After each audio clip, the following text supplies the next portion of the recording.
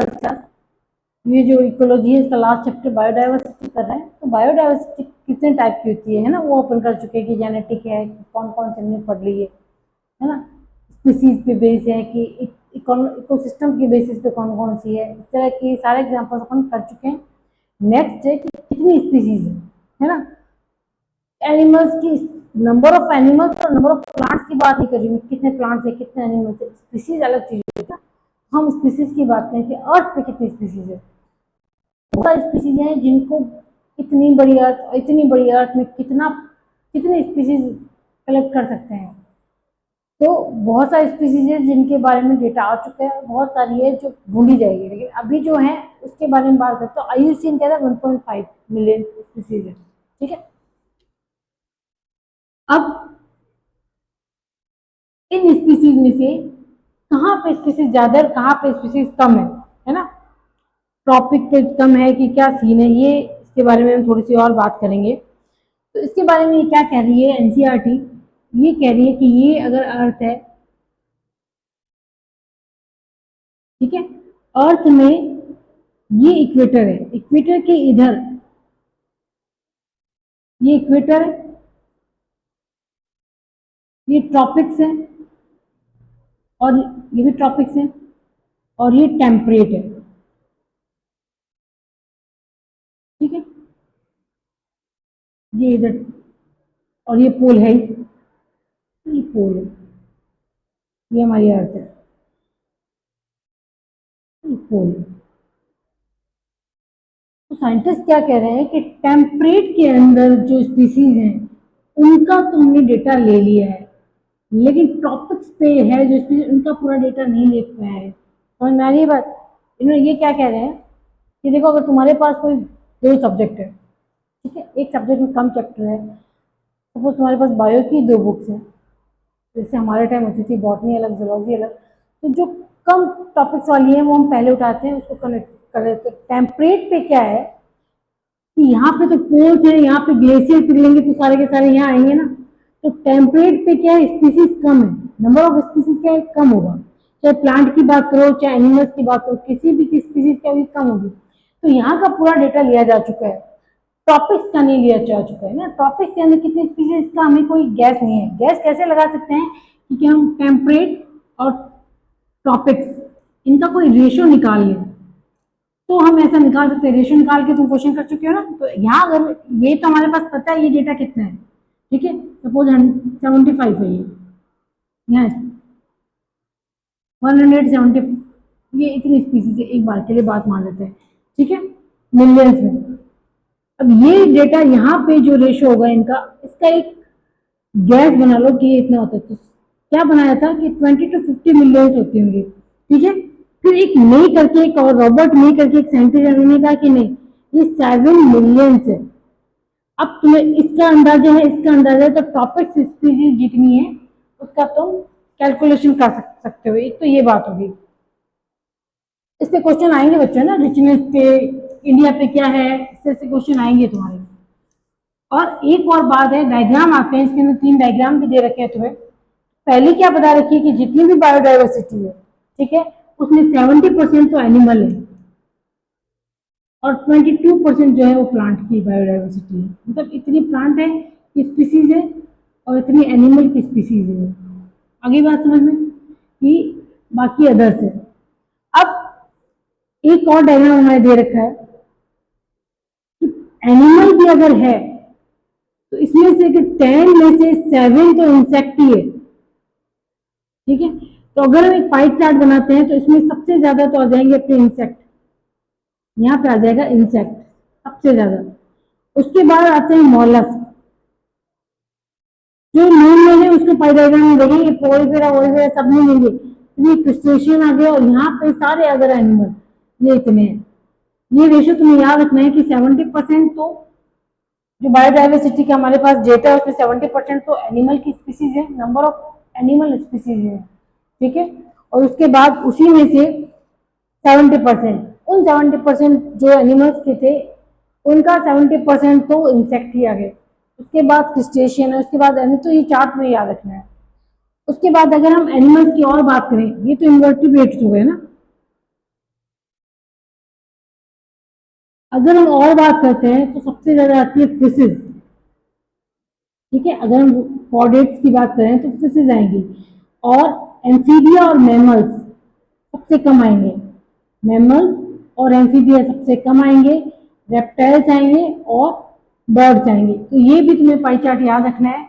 और तीसरा में ये एनिमल का हो गया, कौन से, कॉर्डेट्स का, वर्टिब्रेटा का, ठीक है।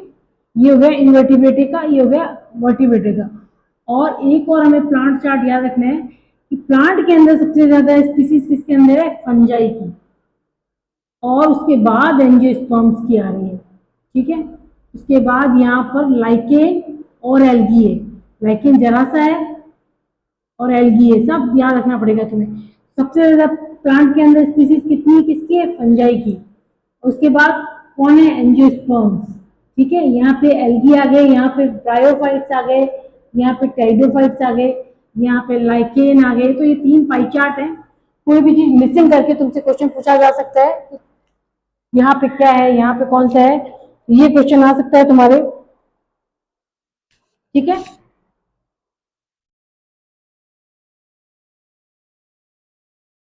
एक और लाइन दे रखी है एनसीईआरटी में कि जो फंजाई की जो स्पीसीज है वो मैमल्स, बर्ड्स, रेप्टाइल्स, ठीक है, इन इन सबसे ज्यादा है। फिशेज की ले लो, इन सबकी स्पीसीज ले लो। लाइन क्या दे रखी है तुम्हारे एनसीईआरटी ने कि the number of the fungi species in the world is more than the combination combined total of the species of fishes, amphibian, reptiles और mammals, ठीक है। फंजाई की जो स्पीसीज है, number of fungi species greater than किस किस से, fishes plus mammals plus amphibian plus reptiles, birds नहीं है इसमें। ये लाइन याद रखनी है तुम्हें, ठीक है, कि फंजाई की जो स्पीसीज है वो इन सब का कंबाइन करके भी ज्यादा आ रही है। प्लांट तो 22% ही है, नंबर ऑफ स्पीसीज बाकी सारे स्पीसीज स्पीसीज की बात कर रही है ना, डिफरेंस समझ जाना तुम। अब एक और बात इन्होंने कही है कि ये जो 70% 22% जो रेशो लिया है, इनके अंदर हमने तो प्रोकैरियोटिक को नहीं लिया, ठीक है। एक हमने जितने भी माइक्रो ऑर्गेनिज्म है, बैक्टीरिया है, उसको भी नहीं इंक्लूड किया है, ठीक है। और माइक्रो ऑर्गेनिज्म जो भी है, ठीक है, उनमें किसी को भी इंक्लूड नहीं किया है, ये जो हमने अब तक डिस्कस किया है, ठीक है। इनको इंक्लूड क्यों नहीं किया, एक तो सारे के सारे लेबोरेटरी में कल्टीवेट नहीं किए जा सकते, ठीक है। इतना अच्छा अपने पास स्पेक्युलर वो है नहीं कि हम इनको देख सके, है ना।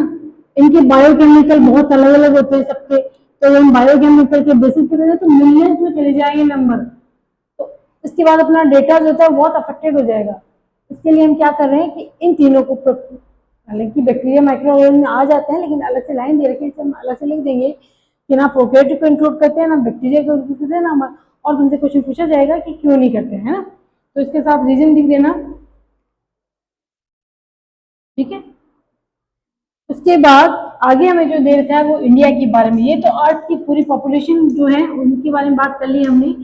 अब इंडिया की बात कर रहे हैं, तो इंडिया के अंदर जो लैंड एरिया है उसके अंदर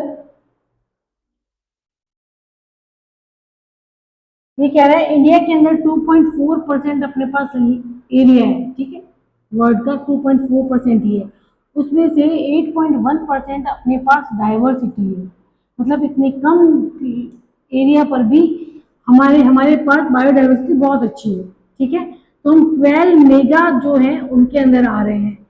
ये जो इंडिया है ये टेम्परेट टॉपिक में आ जाता है ना, अगर हम वर्ल्ड का मैप देखोगे तुम, तो इक्वेटर हमारे, हम इक्वेटर के बांसवाड़ा से इक्वेटर गुजरती है, राजस्थान से गुजर रही है, तो इक्वेटर जो है वो इंडिया के बीच में से गुजर रही है, यानी ट्रॉपिकल एरिया आता है इंडिया। तो यहाँ पे बायोडाइवर्सिटी ज्यादा होगी, क्योंकि हम 2 मिनट पहले ही डिस्कस कर चुके हैं कि ट्रॉपिकल एरिया में बायोडाइवर्सिटी ज्यादा होती है। तो इंडिया में बायोडाइवर्सिटी 8.1 है और लैंड एरिया कितना 2.4%। तुमसे रीजन पूछा जाएगा तो रीजन ये पूरा चैप्टर पढ़ोगे तो तुम्हें समझ में आ जाएगा ट्रॉपिकल एरिया में आता है इंडिया, तो इसका मतलब वहां पे जो है बायोडाइवर्सिटी ज्यादा हो जाएगी, ठीक है। अब ये जो पैटर्न ऑफ बायोडाइवर्सिटी पढ़ेंगे तब हम इसको आगे फर्दर पढ़ेंगे।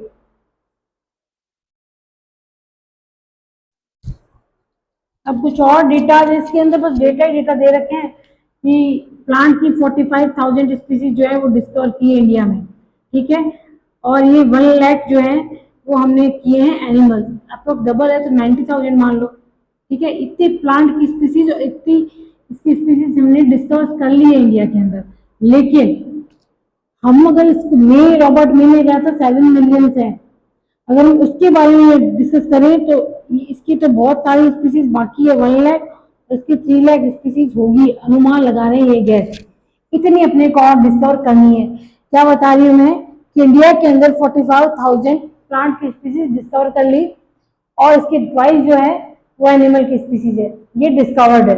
लेकिन अगर मे की बात माने, मे की रिपोर्ट माने तो 7 मिलियन है, उसका मतलब हमारा डेटा कितना अभी तक नहीं हुआ है, 1 लाख तो हमें करने हैं, 1 लाख तो हमें करने हैं अभी प्लांट पूरे, और 3 लाख हमें करनी है एनिमल की स्पीसीज और डिस्कवर करनी है, ठीक है।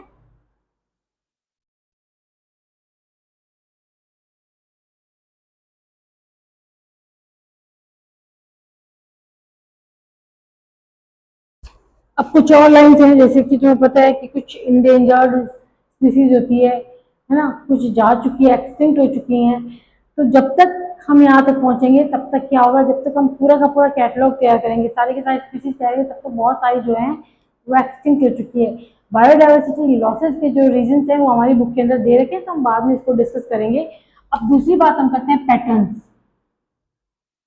पैटर्न्स क्या है बायोडाइवर्सिटी की, कहाँ बायोडाइवर्सिटी किस पैटर्न से बढ़ रही है, किस पैटर्न से घट रही है। तो ये हमने अभी भी थोड़ी देर पहले ही डिस्कस किया था कि ये अर्थ के अंदर इक्वेटर के आसपास का जो एरिया होता है उसको हम ट्रॉपिक्स बोलते हैं, उसके पास टेम्परेट हो गया, नीचे ये पोल हो गया ना, ये भी ये ट्रॉपिक्स हो गया, और ये इक्वेटर हो गई, और ये फिर ये फिर हो गया, ये टेम्परेट हो गया, और ये टेम्परेट हो गया, ठीक है। कुछ एग्जाम्पल दे रखे हैं कि कैलिफोर्निया के अंदर बर्ड की जो स्पीसीज है वो 1400 है, जबकि नॉर्वे के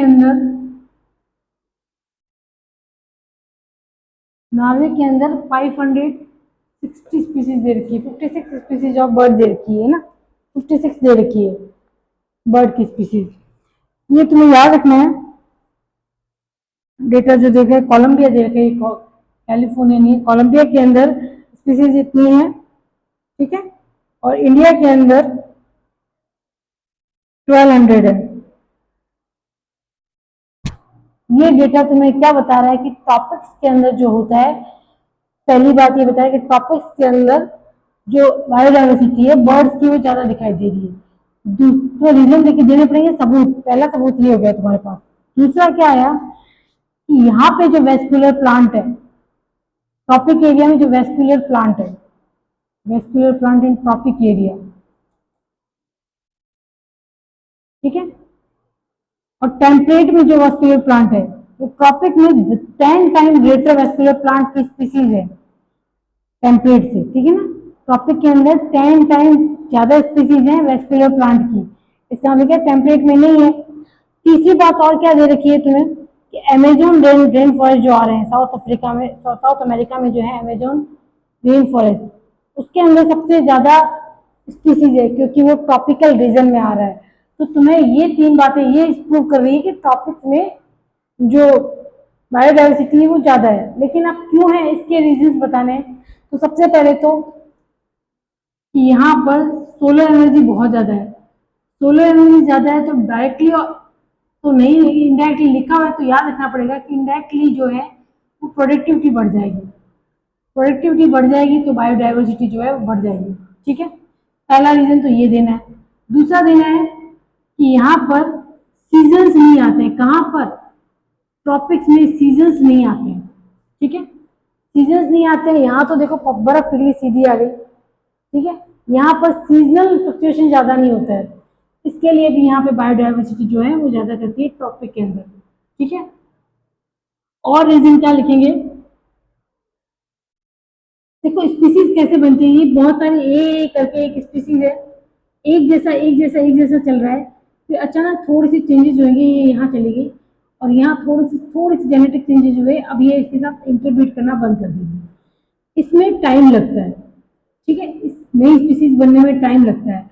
अब अगर यही स्पीसीज यहाँ बन रही है टेम्परेट में, तो यहाँ से एक सीजन आया, ग्लेशियर आ गया समझ लो, या कुछ और ऐसा आया, तो ये जो नई स्पीसीज बन रही थी ये नहीं बनेगी। तो स्पेसिएशन जो है वो टाइम कंज्यूमिंग होता है, और ये स्पेसिएशन टेम्परेट में नहीं हो सकता, लेकिन टॉपिक के अंदर धीरे धीरे धीरे धीरे, क्योंकि प्रेडिक्टेबल होता है कि हाँ मौसम ऐसे ही रहना, तो धीरे धीरे धीरे धीरे नई स्पीसीज बन जाती है। ठीक है, तो ये 3 रीजन दिए हमने। एक दिया है कि यहाँ प्रोडक्टिविटी ज़्यादा हो सकती है, इनडायरेक्टली से लिखा है कि कई बार प्रोडक्टिविटी ज़्यादा होती है, लेकिन उसके बाद भी वहाँ पर बायोडाइवर्सिटी ज़्यादा नहीं होती। जैसे एल्गी ब्लूम आ जाती है बहुत ज़्यादा, अगर एल्गी आ गई है तो वहाँ पे सारे जानवर मर जाएंगे, नीचे मछलियाँ मर जाएगी जो पानी के अंदर आ गई। इसलिए इन्होंने एक लाइन लिखी इनडायरेक्टली। ठीक है, अमेजोन रेन फॉरेस्ट के अंदर बायोडाइवर्सिटी के अंदर तुम्हें 40,000 प्लांट स्पीसीज है, फिर 427 बर्ड मैमल्स हैं, इतने एम्फीबियन है, बर्ड थोड़ी सी ज्यादा स्पीसीज है। तो ये सब डेटा है, तुम्हें याद है तो ठीक है, नहीं रहेगा तो कोई बात नहीं है, अपनी मर्जी से तुम थोड़ा बहुत लिख सकते हो।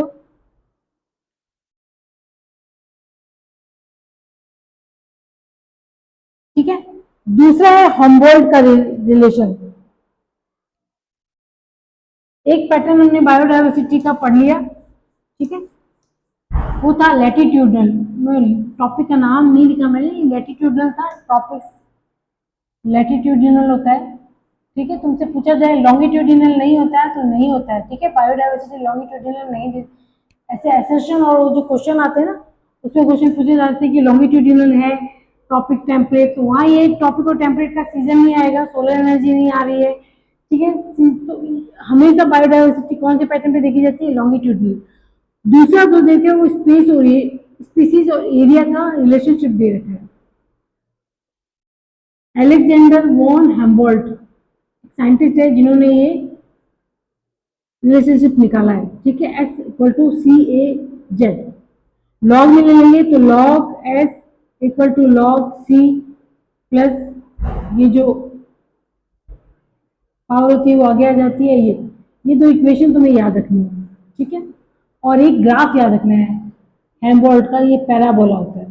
ठीक है, और क्या क्या है, ये एस क्या है, ये एस स्पीसीज है, नंबर ऑफ स्पीसीज हो गया, ए एरिया है, ठीक है, जेड स्टीपर है, ठीक है, और सी जो है वो इंटरसेप्ट है वाई पर। तो ये एक बात तुम्हें याद रखनी है, सी स्टीपर क्या, सी स्लो जेड स्लोप है। ठीक है, अब एक बहुत जनरल सी बात है कि अगर हम स्पीसीज एरिया रिलेशनशिप देखें, तुम स्टार्ट करो कि तुम्हारे घर पे कितनी स्पीसीज मिल जाएगी, किसी एक मेंबर्स की देख लो, ज़्यादा से ज़्यादा चूहे मिल जाएंगे। ठीक है, ह्यूमन मिल गए, कोई गाय भैंस बकरी है तो ये मिल जाएगी। थोड़ा और एरिया बढ़ाओ, तुम्हें थोड़ी और स्पीसीज मिलेगी, है ना। जैसे तुम अपने मोहल्ले में स्पीसीज ढूंढने चले जाओ, मैमल्स मैमल्स की बात करो तो मैमल्स की थोड़ी और स्पीसीज मिल जाएगी। ठीक है, टाइप ऑफ कैट्स मिल सकता है, टाइप ऑफ डॉग मिल सकता है। उसके बाद और एरिया बढ़ाओ, लाखेरी पूरा घूम लो, तो लाखेरी में तुम जितना एरिया बढ़ाओगे उतनी तुम्हें स्पीसीज बढ़ती जाएगी। बहुत सिंपल सा रिलेशनशिप है। लेकिन क्या कह रहा है हेम्बोल्ट कि ये रिलेशनशिप तो ठीक है, लेकिन स्पीसीज एक लिमिट तक क्रॉस करेगी, उसके बाद ऐसा नहीं है कि तुम बढ़ाते जाओगे जाते जाओगे तुम्हें नई स्पीसीज मिलती जाएगी, एक लिमिट तक जाएगी। तो ये हाइपरबोला करके इसका ये ग्राफ आता है। ठीक है, जितनी ज्यादा स्टीपल होगी, यानी कि जितनी ज्यादा ये